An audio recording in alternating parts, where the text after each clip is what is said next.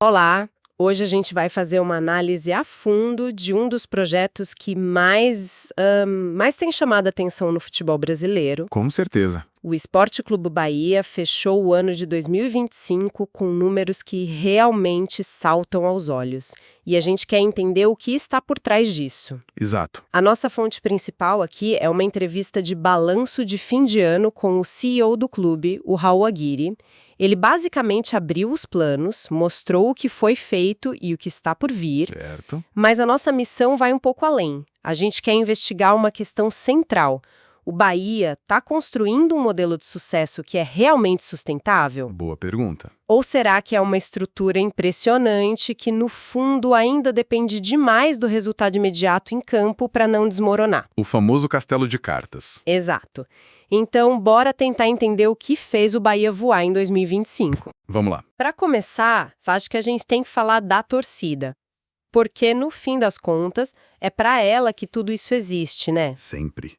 É a base de tudo. E os números que o Aguirre apresentou são, assim, de cair o queixo. Média de quase 40 mil pessoas por jogo no Brasileirão. 40 mil de média é muita gente. E um recorde histórico do clube, 76 mil sócios torcedores. Nossa! Olha, e o que me chama a atenção aqui não é nem o número bruto, sabe? Por mais impressionante que seja, é a consistência. Como assim? O CEO fala de uma temporada com 80 jogos. 80! Isso é um desgaste absurdo para o elenco e também para o torcedor. E mesmo assim a média ficou lá em cima. É verdade, eu não tinha parado para pensar nesse detalhe. Isso mostra que a torcida não é reativa. Ela não aparece só na boa fase, entende? Ela é a base mesmo. E do ponto de vista de negócio, essa previsibilidade é ouro. Sei. Você tem uma receita recorrente ali, de bilheteria e de sócios que te dá um chão firme para pisar. Para planejar o ano sem depender, sei lá, de uma venda de jogador de última hora para fechar as contas. Exato. Mas aí eu te pergunto, essa paixão toda, esse apoio incondicional que o CEO menciona, isso não pode virar uma faca de dois gumes? Como? Uma torcida tão presente, tão apaixonada, não gera uma pressão por resultados imediatos que pode, ironicamente, atrapalhar o planejamento de longo prazo que a SAF tanto prega? Essa é a pergunta de $1 milhão. E é o grande desafio de gestão deles. Pois é.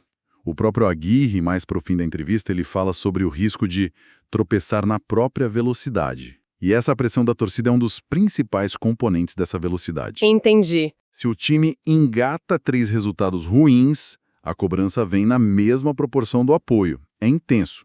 O trabalho da diretoria é justamente blindar o projeto dessa flutuação de humor. É usar a energia da arquibancada como combustível, mas sem deixar que ela dite o ritmo das decisões estratégicas. Uma corda bamba. Uma corda bamba constante. Eles parecem estar conseguindo, mas o desafio é diário. Certo. E essa base de torcedores, claro, ajuda a financiar a máquina. E aqui a conversa fica muito interessante. Vamos falar de dinheiro. A parte que todo mundo gosta. A receita de 2025, segundo o CEO, ultrapassou confortavelmente os 400 milhões de reais. Uau! Pera, vamos colocar esse número em perspectiva. 400 milhões hoje coloca o Bahia em que prateleira do futebol brasileiro? Boa. A gente está falando de um patamar que até pouco tempo era exclusivo de Flamengo, Palmeiras, Corinthians. Ele entra ali no top 6, talvez top 7 em faturamento. Ou seja, não é mais um clube de meio de tabela financeiramente. De jeito nenhum. É um player relevante. Um jogador importante na mesa. E o mais chocante para mim não foi nem o valor em si, mas a aceleração. A velocidade do crescimento, né? Exato. O Aguirre fala de um crescimento de 40% a 45% sobre 2024, que já tinha crescido 25% sobre 2023.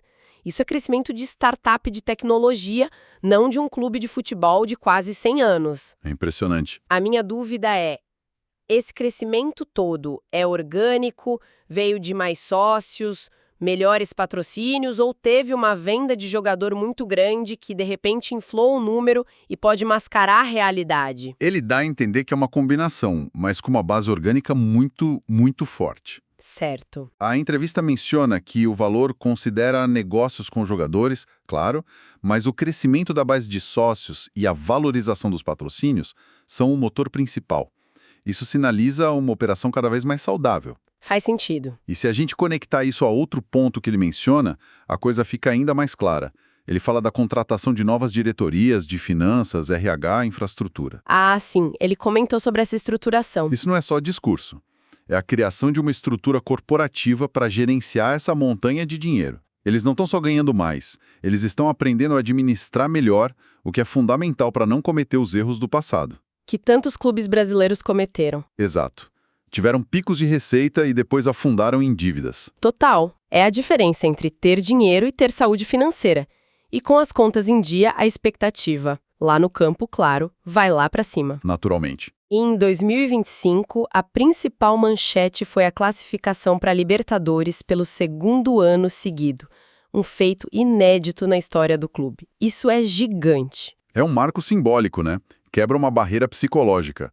Mostra que o clube pode, sim, frequentar a elite do continente com regularidade. Com certeza. Mas o que eu achei mais interessante na análise do desempenho esportivo foi a capilaridade do sucesso. Não foi só o time principal masculino. Verdade, ele fala bastante disso. Ele fala que a base ganhou inúmeros títulos. As Mulheres de Aço, o time feminino, fizeram uma campanha histórica, chegando na semifinal da Copa do Brasil. Um feito inédito para elas também, né? Inédito. Isso mostra que o investimento está sendo pulverizado, que o projeto não é de um time só, é de um clube inteiro. Sim, e tem o ponto das convocações para a seleção brasileira que ele destaca com muito orgulho. João Lucas e Juba na principal, algo que não acontecia desde 91. E vários garotos na base. Vários. Del, Juan Pablo, Jampa na sub-17. Isso é vitrine, né? É mais que vitrine, é validação. É o mercado dizendo, olha, o trabalho que vocês estão fazendo aí é de ponta. E isso tem um efeito cascata. Como assim? Primeiro, valoriza o teu elenco atual. O passe desses jogadores sobe imediatamente. Segundo, te transforma num polo de atração. Um jovem talento do Nordeste, na hora de escolher um clube, vai olhar para o Bahia e pensar, lá eu posso chegar na seleção. Isso muda o poder de barganha do clube. Certo, ok, tudo isso é muito positivo. Mas vamos olhar pelo outro lado. Com todo esse investimento e essa estrutura, o time principal masculino melhorou apenas uma posição no Brasileirão. Do 8º para o 7º lugar. Exato, de 2024 para 2025. A expectativa daquela torcida de 40 mil pessoas por jogo não era por um salto maior. Um G4, talvez. Será que o foco no longo prazo não está tirando um pouco da ambição no presente? É uma leitura válida. O CEO provavelmente diria que o objetivo é a consistência. É melhor ser 8º e depois 7º do que ser 4º num ano e 15º no outro. Entendi a ideia do degrau por degrau. Exatamente. Mas a sua pergunta é pertinente. O torcedor vive o agora. E aqui entra o projeto que, para mim, é a maior aposta deles para resolver essa equação.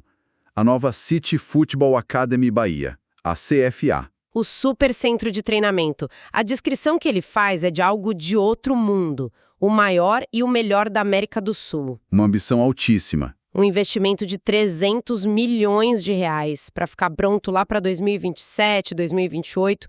Ele disse que as imagens do projeto são muito, muito impressionantes. E o ponto estratégico aqui é fundamental.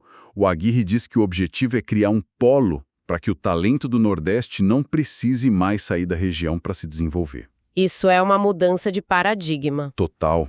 É uma mudança de paradigma geográfico no futebol brasileiro. Historicamente, os grandes talentos nordestinos iam para o Sudeste muito cedo. O Bahia quer inverter essa lógica. Ele quer ser o destino final, não a ponte. Mas o investimento desse tamanho, com um retorno esportivo que vai demorar anos para se materializar, como eles equilibram essa visão de futuro com a necessidade de ganhar campeonatos agora, para satisfazer a torcida e os patrocinadores? Fazendo as duas coisas ao mesmo tempo. Enquanto o mega projeto da Cefi não fica pronto, eles estão investindo pesado no CT atual, o Evaristo de Macedo. Ah, sim. E o Aguirre deu um exemplo que parece pequeno, mas que é genial. Eles instalaram um campo sintético de última geração para a base. Certo. E qual o impacto disso?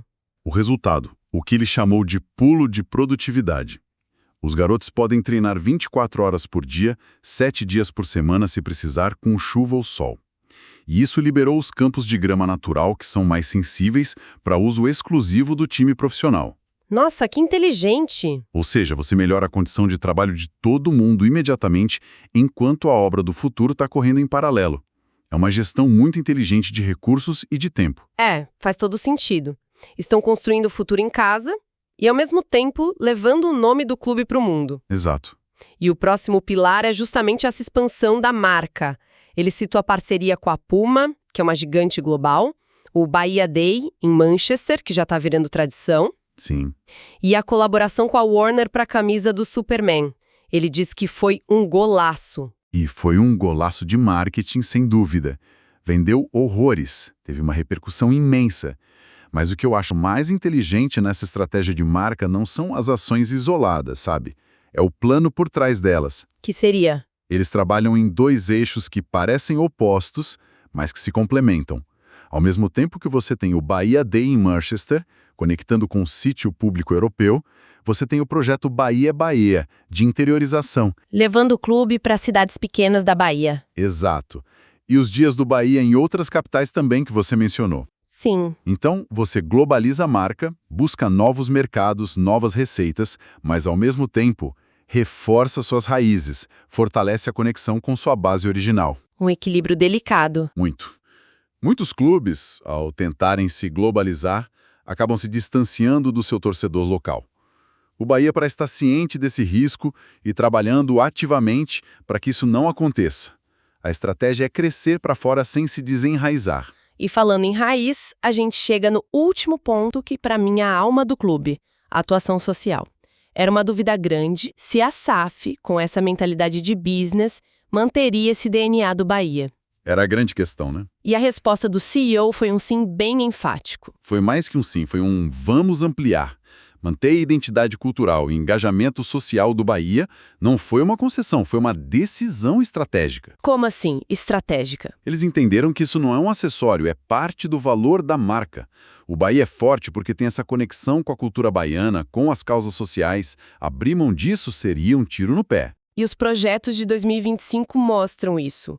O tema Bahia de Todas as Artes, a parceria com a ONU para discutir masculinidade positiva. O que é muito fora da curva para um clube de futebol. Muito. E também o apoio às obras sociais Irmã Dulce e a parceria com a Afropunk, o maior festival de cultura negra do mundo. Essa parceria com a Afropunk é emblemática. Você associa sua marca a um evento global, culturalmente relevante e que conversa diretamente com uma parcela enorme da sua torcida.